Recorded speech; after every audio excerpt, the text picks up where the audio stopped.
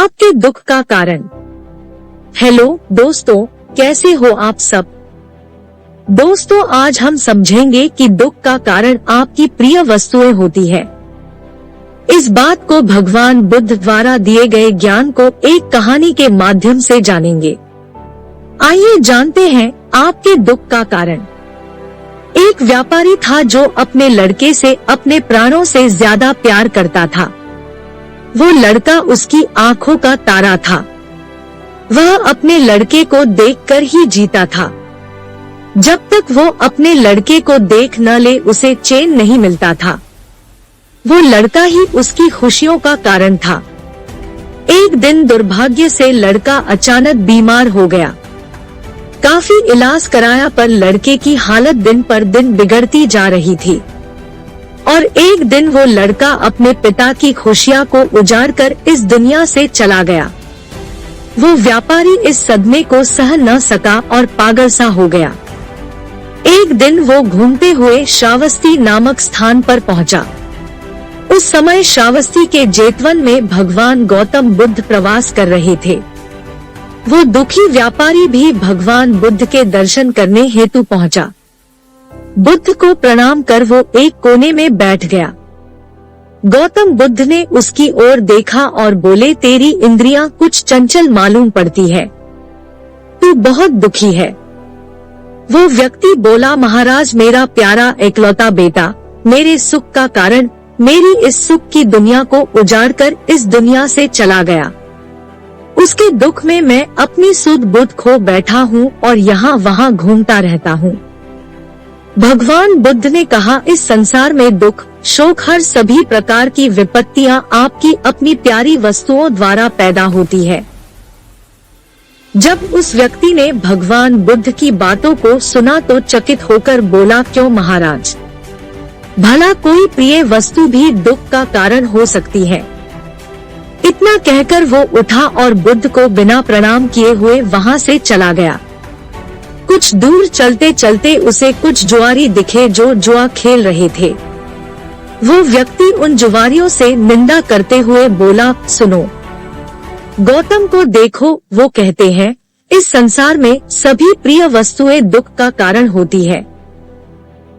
दुनिया में जितने भी शोक और विपत्ति है वो अपनी प्रिय वस्तुओं के कारण ही है। मुझे तो उनकी बात पर बिल्कुल भी विश्वास नहीं है।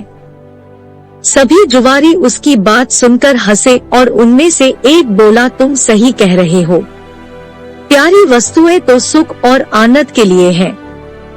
उनमें दुख और शोक की कल्पना करना तो मूर्खता वाली बात है। जुआरियों को अपनी बात का समर्थन करता देख वो व्यापारी बहुत खुश हो गया। बस वो समझ गया कि वो ठीक है और गौतम बुद्ध गलत। अब तो वो सबसे जाकर गौतम बुद्ध की बुराई करता। यह बात पूरे नगर में फैल गई। उस नगर के राजा प्रसेनजित के कानों तक भी यह बात पहुंच गई। उस राजा को भी गौतम बुद्ध की बात सही नहीं लगी। उसने कई विद्वानों से इस बात पर चर्चा की पर सभी ने कहा, ऐसा नहीं हो सकता। भला कोई प्रिय चीज दुख का कारण कैसे हो सकती है।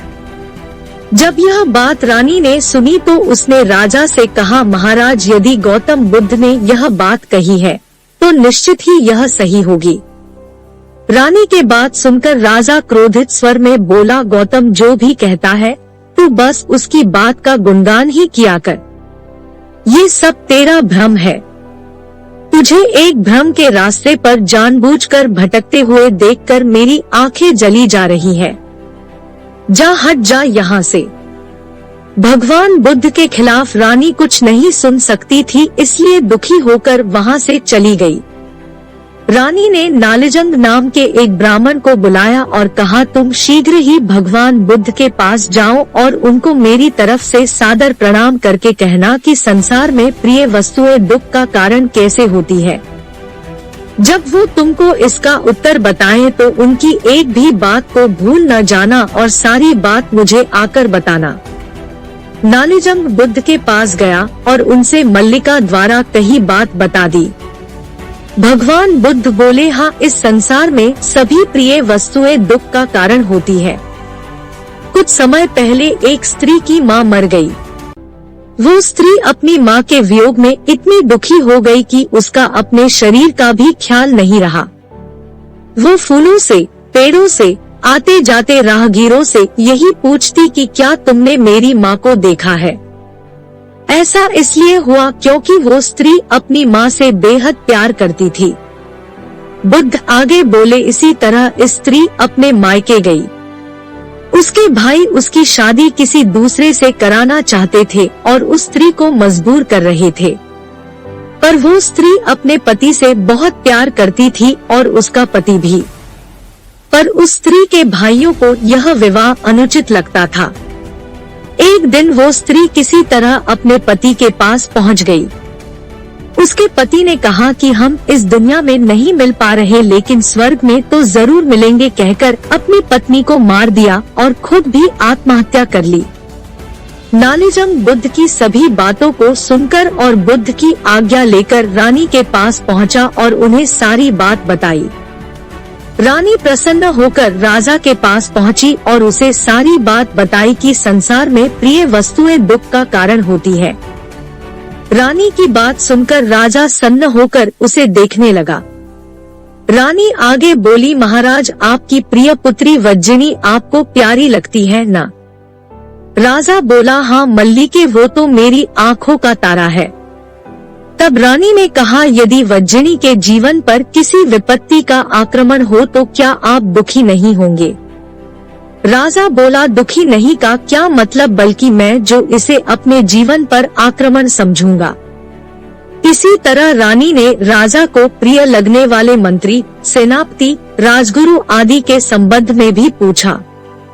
इस पर राजा ने वही उत्तर दिया कि उनके जीवन पर यही विपत्ति आई तो उन्हें दुख ही नहीं होगा, बल्कि उन्हें अपने जीवन का भी अंत मालूम होगा।